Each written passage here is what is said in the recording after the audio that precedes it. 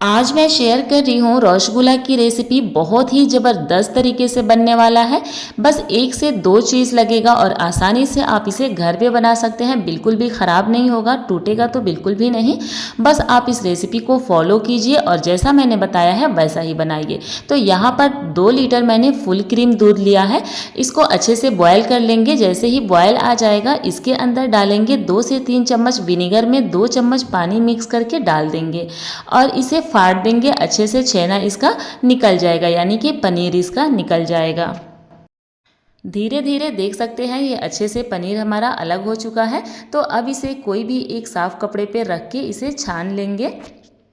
छेना का जो पानी था उसे मैंने हटा दिया है। अब यहाँ पर साफ़ पानी से 2 से 3 बार इसे अच्छे से धो लेंगे इसके ऊपर डालकर इस तरह से, ताकि इसमें जो भी विनेगर का स्मेल वगैरह है, जो भी खटास है, वो सारी निकल जाएंगी अच्छे से। तो अब इसे क्या करना है, इसे निचोड़ना है अच्छे से धो करके और इसको कम से कम आधे घंटे के लिए लटका के रख देना है, ताकि इसके अंदर की जो भी पानी है वो निकल जाए। जब तक यहाँ पर चाशनी रेडी करते हैं, तो चाशनी के लिए यहाँ पर 2 कप हमें शुगर चाहिए।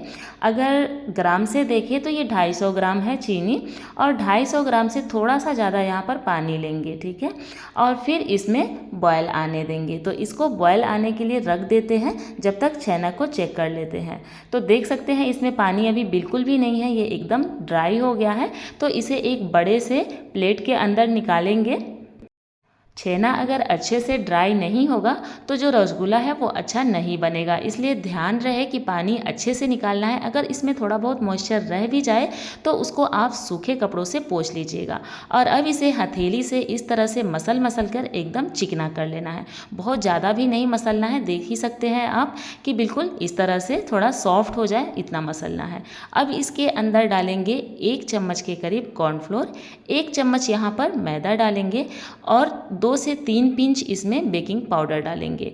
और अब इन सबको बढ़िया से मिक्स करके वापस से हथेली से इसे मसल मसल कर मिक्स कर लेंगे, तब तक जब तक ये एकदम सॉफ्ट नहीं हो जाता। कुल मिला के इसको 10 से 12 मिनट अच्छे से मसलना होता है। तो अभी यहाँ पे देख सकते हैं बिल्कुल ये रेडी हो गया है। अब हमें पता कैसे चलेगा कि ये रेडी हो गया है, तो एक बॉल इस तरह से आप बनाएंगे, इसमें कोई भी क्रैक नहीं रहेगा, यानी कि जो रसगुल्ला है वो बिल्कुल तैयार हो गया है। तो देख सकते हैं एकदम प्लेन बन रहा है रसगुल्ला। तो इस तरह से छोटे छोटे साइज का मैंने नींबू के साइज का बना लिया है। अब इन सबको क्या करना है, साइड में रखना है और अभी चाशनी को चेक करते हैं। तो देख सकते हैं चीनी अच्छे से मेल्ट हो गया है। तो इसके अंदर अभी बॉयल नहीं आया है, तो थोड़ा सा यहाँ पर इलायची का पाउडर डाल देंगे फ्लेवर के लिए। आप चाहें तो नहीं भी डालें, चाहें तो डाल सकते हैं। तो यहाँ पे देख सकते हैं चाशनी में अच्छे से बॉयल आ गया है। चाशनी में जब तक बॉयल नहीं आ जाता जब तक आप रसगुल्ला बिल्कुल नहीं डालिएगा।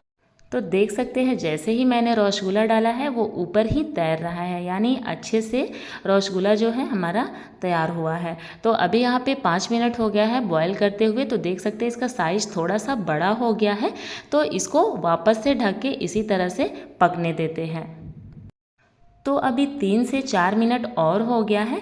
तो मैंने इसे चेक किया, अभी चाशनी हल्की सी गाढ़ी लग रही थी, तो थोड़ा सा पानी मैंने इसमें डाला है ताकि चाशनी जो है वो गाढ़ी ना हो। चाशनी का ध्यान रखिएगा कि वो पतली ही रहे, तभी रसगुल्ला अच्छे से बनेगा। तो देख सकते हैं अभी कितना अच्छा इसका साइज हुआ है, एकदम डबल साइज का हो गया है।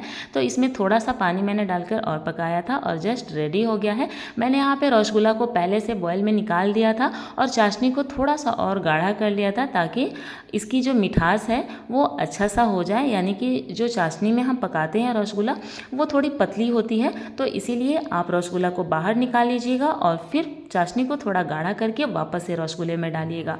तो अभी देख सकते हैं ये कितना सॉफ्ट बना है, एकदम मुंह में डालते ही घुल जाने वाली रसगुल्ला बना है। तो इस रेसिपी को ज़रूर ट्राई कीजिएगा। मिलते हैं न्यू रेसिपी के